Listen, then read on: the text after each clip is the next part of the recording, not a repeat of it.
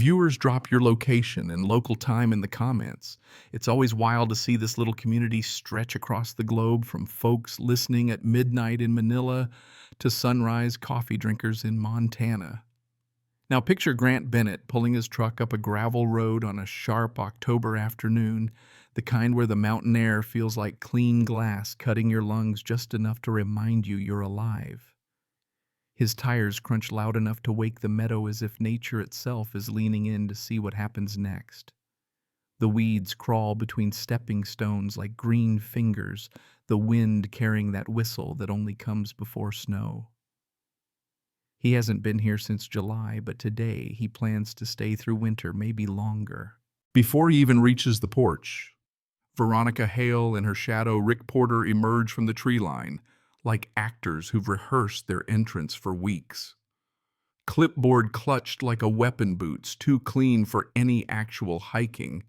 Her voice slices the air. "Mr. Bennett, you are in violation of the Scenic Buffer Ordinance." She says it like she's announcing a murder charge, and even the crows abandon their branches in protest. Rick fiddles with his manila folder like it might bite him, stammering about legal ramifications. Grant keeps walking, fishing the brass key his grandfather gave him 2 decades earlier, the one that still fits the cabin lock with a click, like a heartbeat connecting past and present. Veronica claims his land ends at the property line, that his grandfather's cabin is an eyesore. Grant reminds her it predates their HOA by 40 years. Unless she's invented time travel, her rules can't touch it. Historians still argue whether bureaucracy was designed to protect property or just to wear owners down until they give up. And in that moment, Grant feels the answer tilting toward the latter thing. Then a sheriff's cruiser drifts up in the dust straight out of an old western. Deputy Ward steps out, weary but firm, phone in hand, property records glowing on the screen. Mr. Bennett owns this free and clear. Veronica deflates. Rick waves papers like magic talismans, and Ward shrugs off their arguments before retreating to his car, leaving 2 HOA foot soldiers sputtering in pine-scented silence. But the real shiver comes later when Grant checks the old barn. The padlock is new, not his steel, glinting with a serial number etched like a calling card. He knows what this means. His brass key scrapes uselessly, and the cold realization creeps up his spine someone has broken into his family's bloodline. That night he calls Ward, arranges for a witness. When the lock is cut, the next morning, hinges groan and the barn exhales secrets, a mower marked with HOA paint, orange cones still wrapped in plastic, and a trail camera pointed straight at his cabin window. Ward bags evidence muttering about unauthorized use. The line between neighborly oversight and outright trespass has been crossed, and Grant feels the valley tilt under his boots. By the time frost paints the meadow silver the next morning, Grant's kitchen table has become a war room.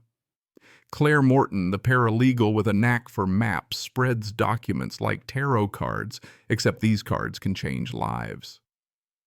With a few clicks, she reveals the Bennett family didn't just own a cabin and barn.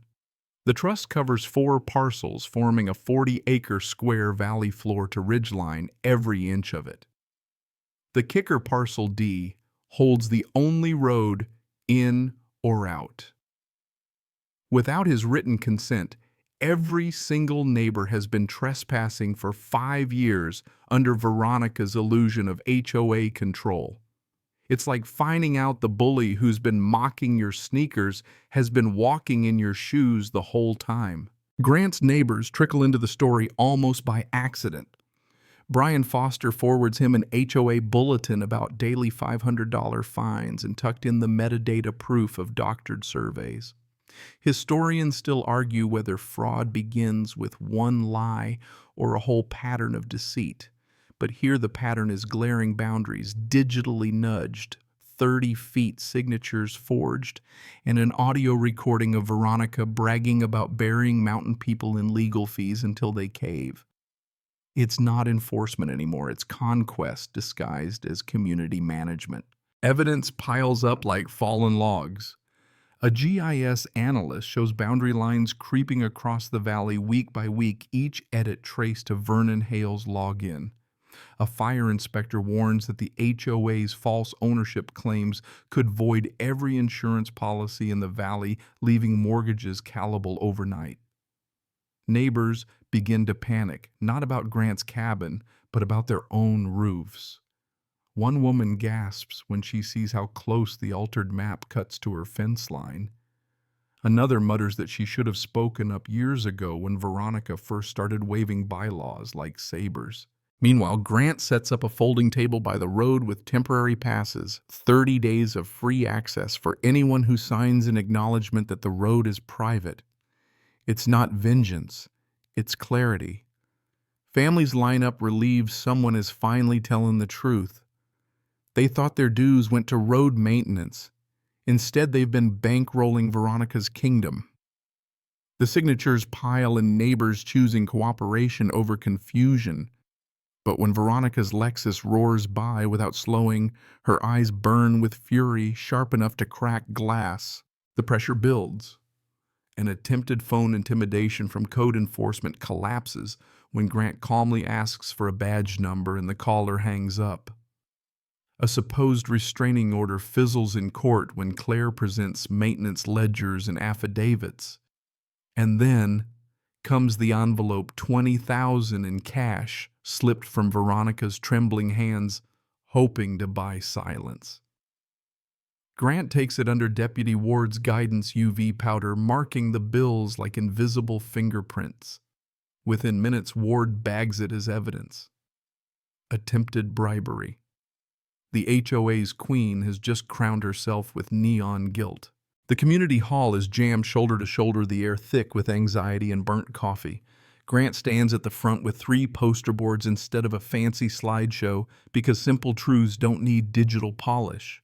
The first board shows Claire's GIS overlays original lines in green, HOA's edits in red, the theft visible like bleeding wounds.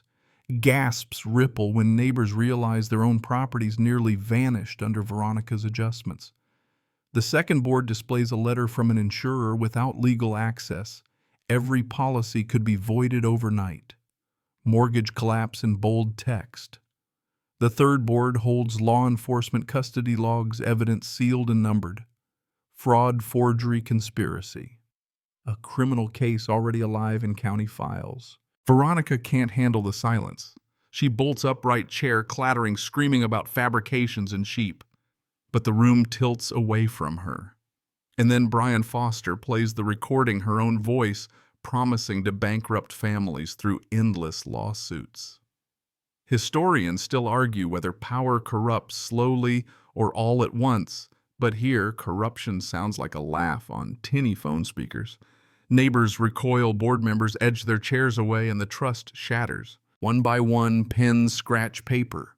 $30 a month for guaranteed road access forever, plus a restoration bond. Cheap compared to losing everything. Even her allies sign. Veronica lashes out, shoving Brian hard enough to spill coffee and documents across the floor. Phones record from every angle. Deputy Ward cuffs her in front of everyone, charging her with assault. The Queen leaves in chains, still shouting about community values. In the weeks that follow, her empire unravels.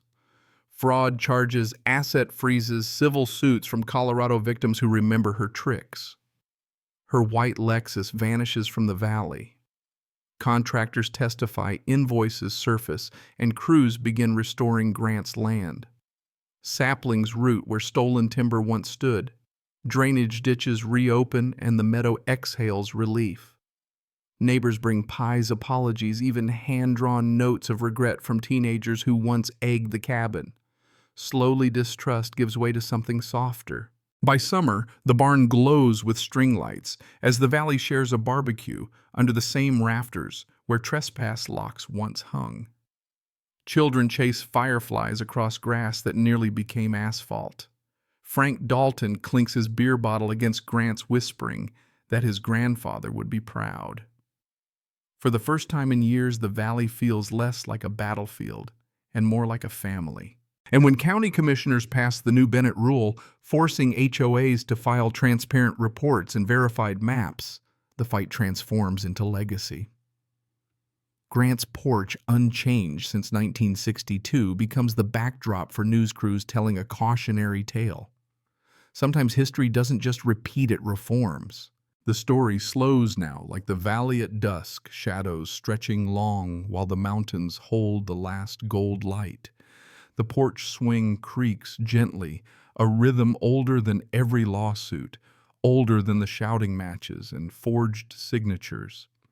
Neighbors who once crossed the road in silence now wave as they pass their cars, rolling steady over gravel that finally has honest ownership inked into law.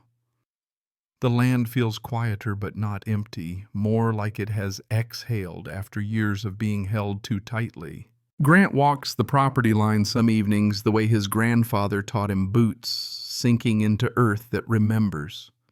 Saplings lean toward the sky where old pines once stood, their promise a slow kind of justice, the kind you measure in decades instead of court filings.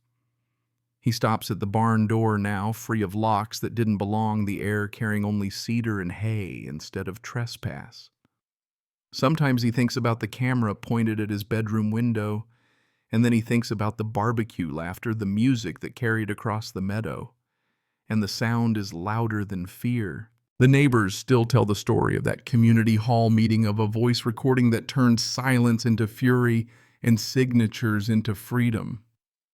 They tell it not just as gossip, but as a warning about authority unchecked, about the danger of forgetting to read the fine print. Yet the valley carries on balance now, not by rules written in HOA binders, but by people who learned the hard way that peace requires standing your ground. So let the porch swing sway, let the nightbirds call, let the land remember the fight that saved it. Because in the end, peace isn't granted, it's chosen breath by breath, neighbor by neighbor.